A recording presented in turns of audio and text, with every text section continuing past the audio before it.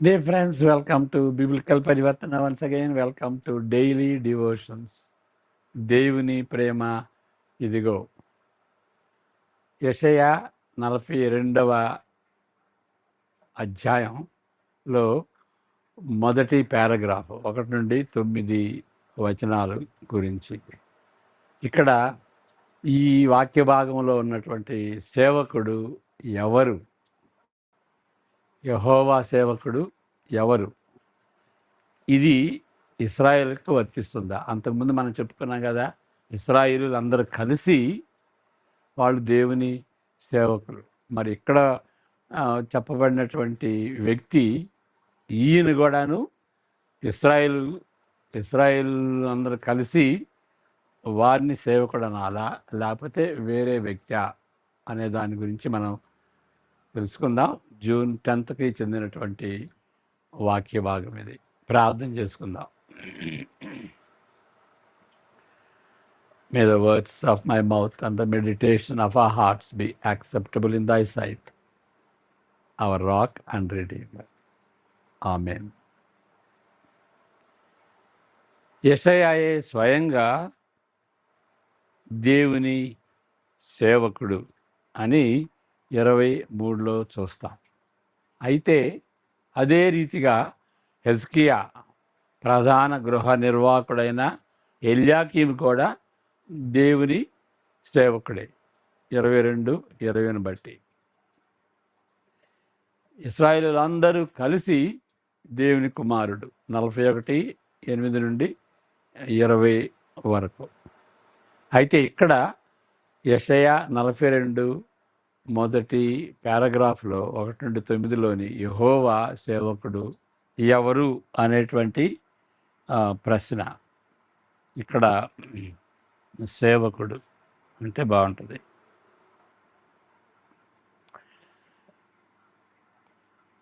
ఇంకా ఇశ్రాయేలీయులేనని కొందరు అంటారు. ఆ సందర్భం అంతకుముందు తర్వాత ఇశ్రాయేల్ గురించి కదండి. కాబట్టి ఈ సేవకుడు కూడాను ఇశ్రాయేలులే అని కొందరి వాదన. ఆ ఇశ్రాయేలీయులు అయితే దాని ప్రకారం దేవుని మొదటి వచనంలో ఉన్నటువంటి మాటలు, ఇదిగో నేను ఆదుకొను నా సేవకుడు అని అన్యజనుల ముందు ఆయన ప్రజలను ఒక రకంగా వారిని కాపాడుతున్నాడని అన్ని ప్రజల ముందు దేవుడు చెప్పినట్టుగా ఉంటుంది. అన్యుల శక్తి సామర్థ్యములు ఆయన ముందు, అంటే ఆయన సేవకుని ముందు నిలువలేవని దేవుడు చెబుతున్నాడు. కానీ యెషయా 42ను ఈ విధంగా అర్థం చేసుకునే అవకాశం లేదు. It's unlikely. ఈ ఇంటర్ప్రిటేషను సరైంది కాదు. ఇదిగో నేను ఆదుకొను నా సేవకుడు, ఈ మాటలు ఒక నూతనమైన వ్యక్తిని పరిచయం చేస్తున్నట్టుగా కనిపిస్తుంది. మరింత ముఖ్యంగా మునుపటి అధ్యాయాల్లో సేవకుడైనటువంటి ఇశ్రాయేలు ఫిర్యాదు చేస్తున్నట్టుగా ఉన్నది, భయపడుతున్నట్టుగా ఉన్నది. ఈ అధ్యాయం చివరికి వచ్చేటప్పటికి వాళ్ళు అంధులు, దోపిడిగాళ్ళు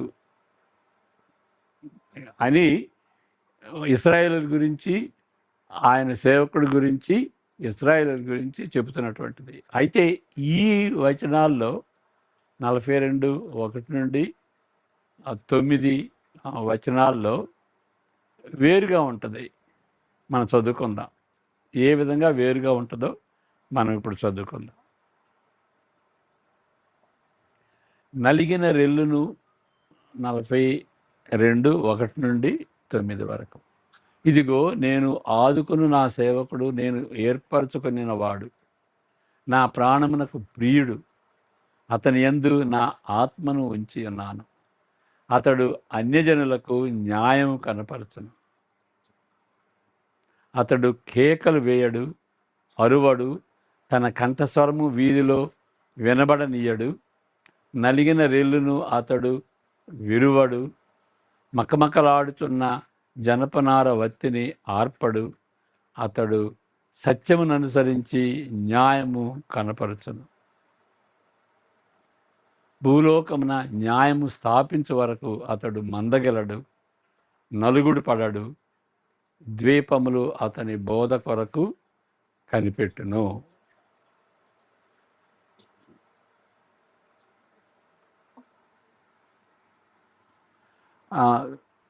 Naveen, please come in. I'm almost done. ఆకాశములు సృజించిన వాటిని విశాలపరిచి భూమిని అందులో పుట్టిన సమస్తమును పరచి దాని మీదనున్న జనులకు ప్రాణమును దానిలో నడుచు వారికి జీవాత్మను ఇచ్చుచున్న దేవుడైన యెహోవా ఏలాగు సెలవిచ్చుచున్నాడు.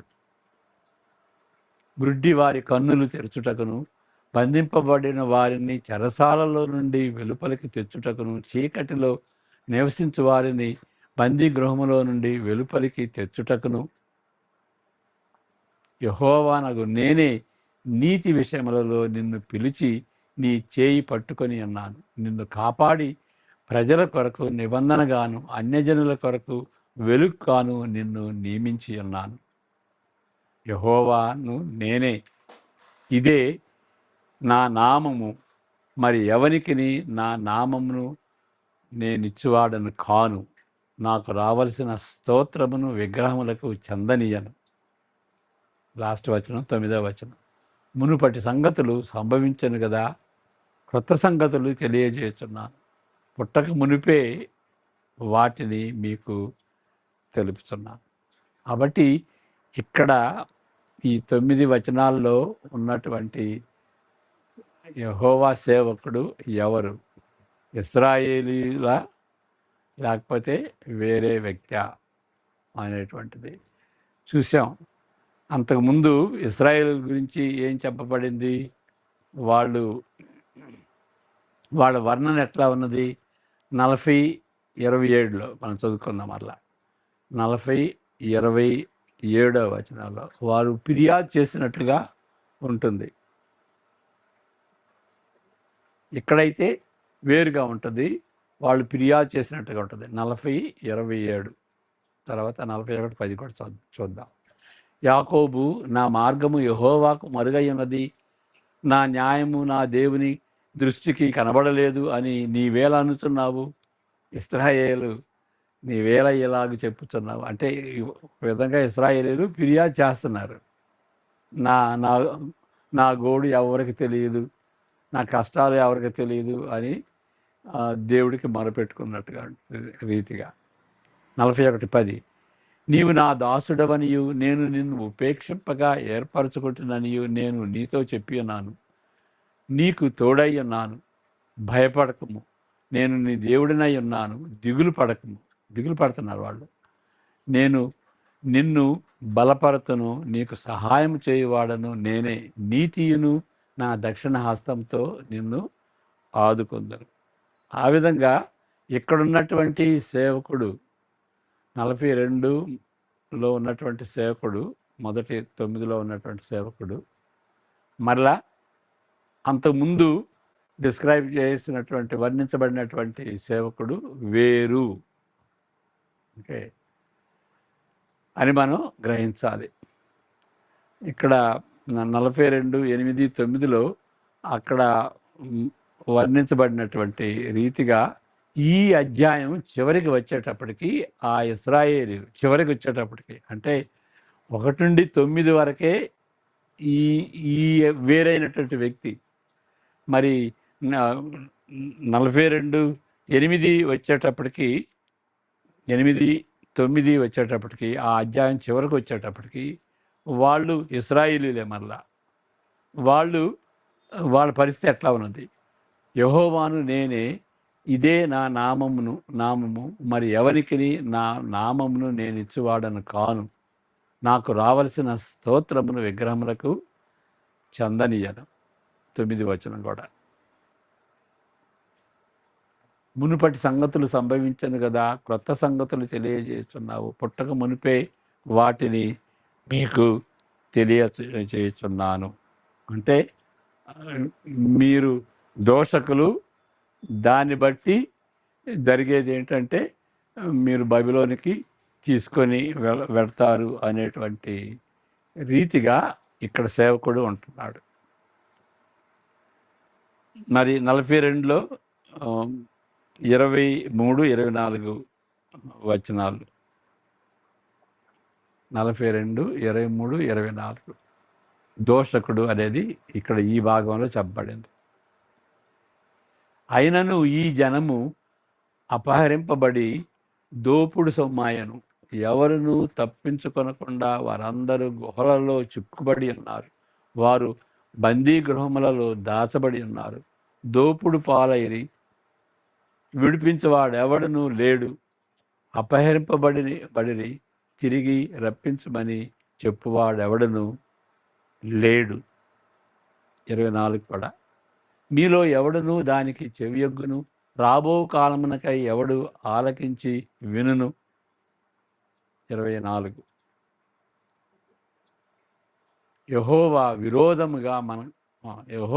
విరోధముగా మనము పాపము చేసితిమి. వారు ఆయన మార్గములలో నడవనల్లకపోయిరి, ఆయన ఉపదేశమును వారు అంగీకరింపకపోయిరి.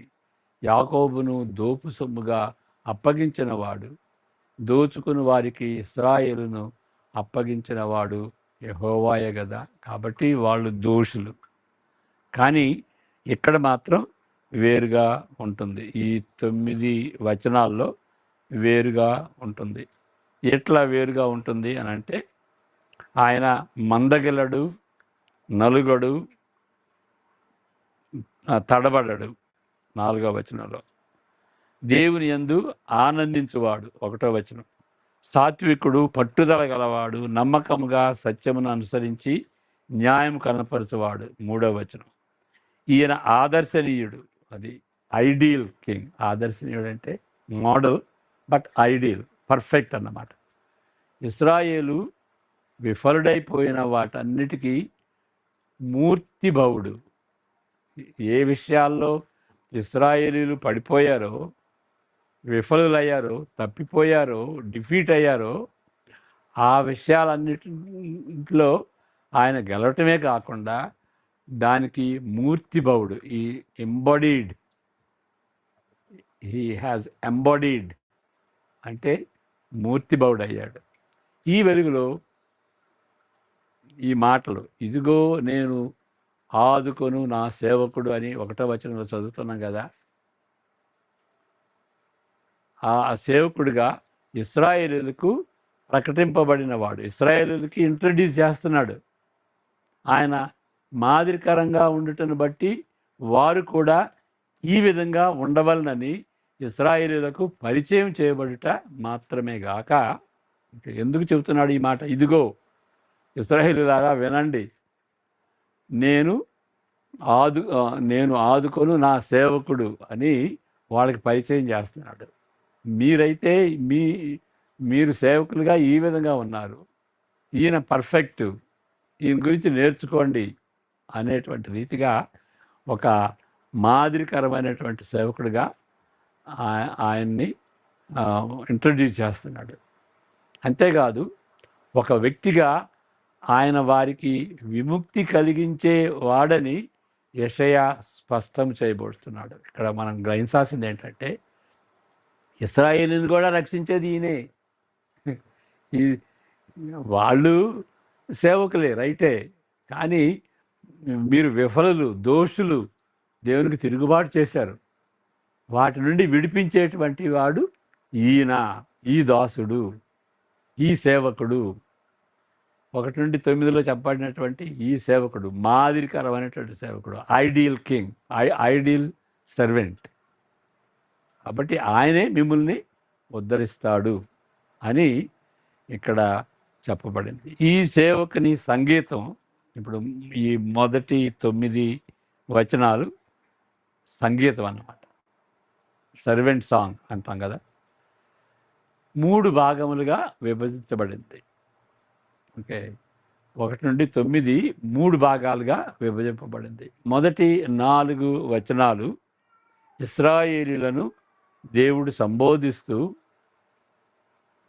అన్య దేశములకు న్యాయము తీర్చువాడైన ఈ సేవకుని పరిచయం చేస్తున్నాడు. ఇశ్రాయేలుకు పరిచయం చేస్తున్నాడు.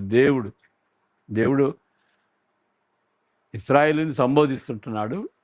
ఈయన గురించి చెబుతున్నాడు. ఈయన ఎలాంటి వాడంటే న్యాయము తీర్చువాడు. ఇక్కడ రెఫరెన్స్ యెషయా 42:1 అంటే 42:1 నుండి 4 అని ఉండాలి. యెషయా ఎందుకు పెట్టామంటే సెంటెన్స్ బిగినింగ్లో సంఖ్య ఉండకూడదు.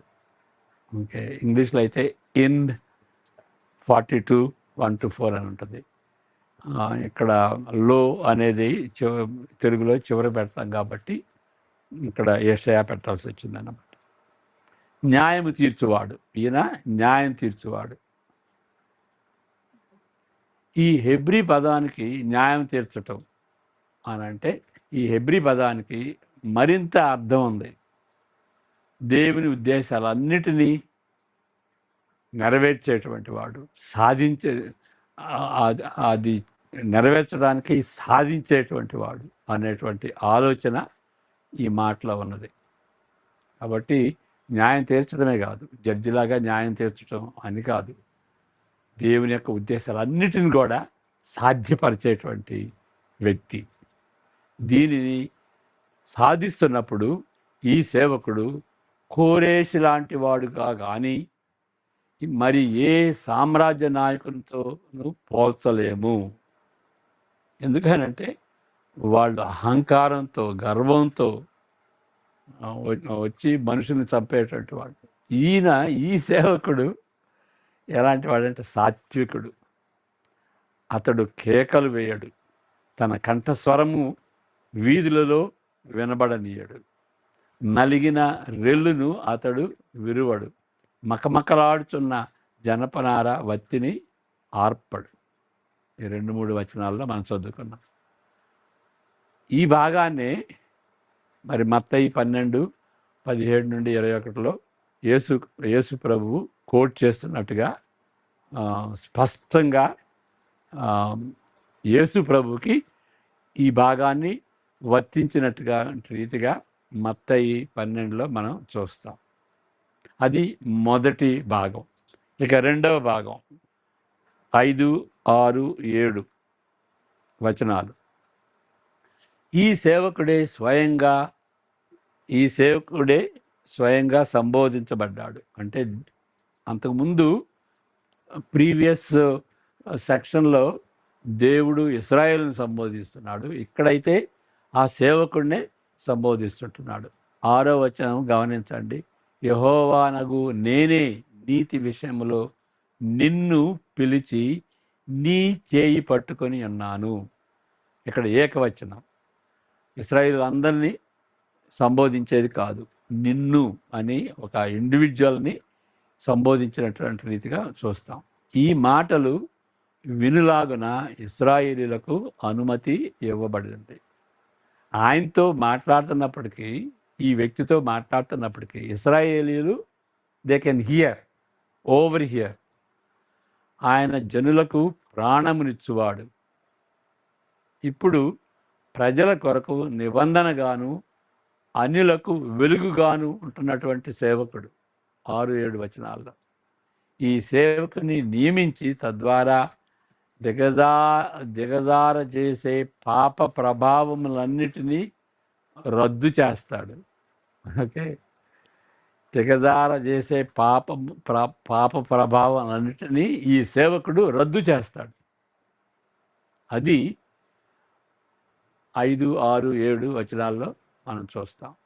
ఇక చివరి సెక్షను 8, 9 వచనాల్లో యెహోవా ఇశ్రాయేలీలను తిరిగి సంబోధిస్తున్నాడు. మధ్య సెక్షన్లో ఆయన సేవకుడిని సంబోధిస్తున్నాడు, మరలా తిరిగి ఇశ్రాయేలుని దేవుడు సంబోధిస్తున్నాడు. ఈ మాదిరి సేవకునికి అప్పగించబడిన బాధ్యత, దాని యొక్క సారాంశం తిరిగి పేర్కొంటూ ఇవి నూతనమైనవని, వాటిని తన కృపచొప్పున ముందుగానే ప్రకటిస్తున్నట్లు నొక్కి చెబుతున్నాడు. ఓకే, ఒక నూతన కార్యం చేయబోతున్నాను, నూతన కార్యం ఏంటంటే మరి బబిలోన్లో చెరగా ఉన్నటువంటి ప్రజల్ని తిరిగి తీసుకువస్తాడు. ఐగుప్తు నుండి ఏ విధంగా తన ప్రజలను తీసుకొచ్చాడో అదే విధంగా చెర నుండి తీసుకొస్తాడు. మరి అప్పుడైతే వాళ్ళు ఐగుప్తు నుండి వచ్చినప్పుడు ఓ దేవుడు గొప్ప కార్యాలు చేశాడని దేవుని స్తుతించారు. మరి ఇప్పుడు ఇదేనా ఈ దేవాలయమేనా, ఈ యెరూషలేమేనా అని సణుక్కున్నారు. ఓకే, ఆయన కొత్త కార్యం చేస్తున్నాడు కాబట్టి దాన్ని బట్టి సంతోషించాలి, అంతేగాని సణుక్కోకూడదు. ఈ పాఠమును బట్టి అత్యుత్తమైన స్థుతికి దారి తీయటలో విచిత్రమేమీ లేదు. 10 నుండి 17 వరకు ఏంటి అలాంటి సేవకులను బట్టి స్థుతులు, అద్భుతమైనటువంటి స్థుతి జరుగుతుంది. దీని తర్వాత ఉన్నటువంటి వచనాల్లో 18 నుండి 25కి ఉన్నటువంటి వచనాల్లో ఏం చూస్తాం? ఒక్కడే పరిష్కరించదగిన మాదిరి సేవకునితో పోలుస్తారు. మాదిరి సేవకుడు మరి ఇశ్రాయేలు సేవకుడు, వారిని పోల్చి వాళ్ళు ఉన్నటువంటి ఆ యొక్క డిఫరెన్స్ని చదవని చూసేటటువంటి రీతిగా వారిద్దరూ పోల్చబడ్డారు అన్నమాట. 18 నుండి 25 చదువుకుని మనం ముగించుకుందాం. 18 నుండి 25 వచనాలు.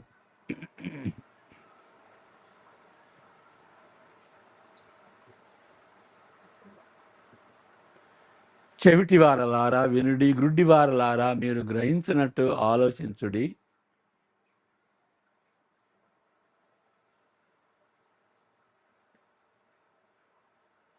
నీవు అనేక సంగతులను చూస్తున్నావు కానీ గ్రహింపకున్నావు. వారు చెవియొగ్గిరి కానీ వినకున్నారు. యెహోవా తన నీతిని బట్టి సంతోషం గలవాడై ఉపదేశ క్రమం ఒకటి ఘనపరిచి గొప్ప చేశాను. అయినను ఈ జనము అపహరింపబడి దోపుడు సొమ్మాయను. ఎవరును తప్పించుకొనకుండా వారందరూ గుహలలో చిక్కుబడి ఉన్నారు. వారు బందీ గృహంలో దాచబడి ఉన్నారు. దోపుడు పాలైరి, విడిపించువాడెవడును లేడు. అపహరించబడి తిరిగి రప్పించుమని చెప్పువాడెవడును లేడు. అలాంటి పరిస్థితి ఇశ్రాయేలుది. మీలో ఎవడు దానికి చెవియొగ్గును? రాబో కాలమునకై ఎవడు ఆలకించి వినును? యెహోవాకు విరోధముగా మనము పాపము చేసితిమి. వారు ఆయన మార్గములలో నడవనల్లకపోయిరి. ఆయన ఉపదేశమును వారు అంగీకరించకపోయిరి. యాకోబును దోపుడు సొమ్ముగా అప్పగించిన వాడు, దోచుకుని వారికి ఇశ్రాయేలులను అప్పగించిన వాడు యెహోవాయే కదా.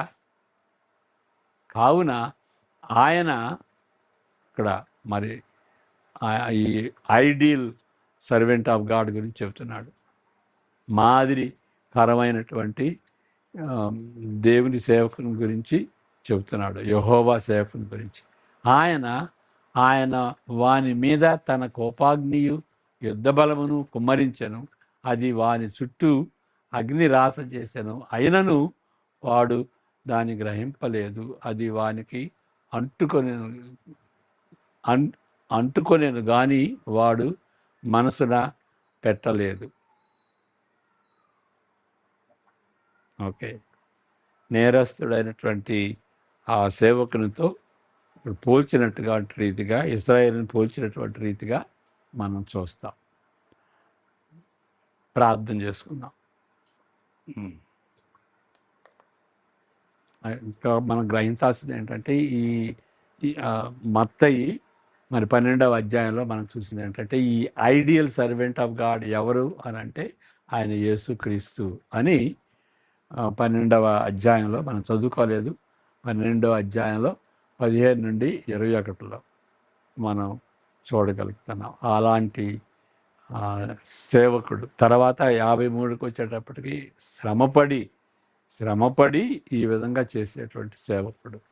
అలాంటి సేవకుని దేవుని యొక్క సేవకుని, దేవుని యొక్క ప్రణాళికని న్యాయం తీర్చేటువంటి సేవకుడు, దేవుని యొక్క కార్యాలన్నిటినీ సమకూర్చేటువంటి సేవకుడు, సాధించేటువంటి సేవకుడు, దేవుని యొక్క ఉద్దేశాలను నెరవేర్చేటువంటి సేవకుడు, రక్షణ తీర్పుని మరి సాధించేటువంటి సేవకుడు.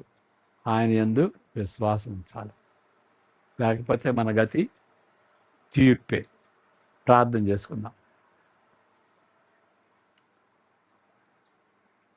May the grace of the Lord Jesus Christ, the love of the Father, and the fellowship of the Holy Spirit be with each one of us now and all the days to come. Amen. God bless you.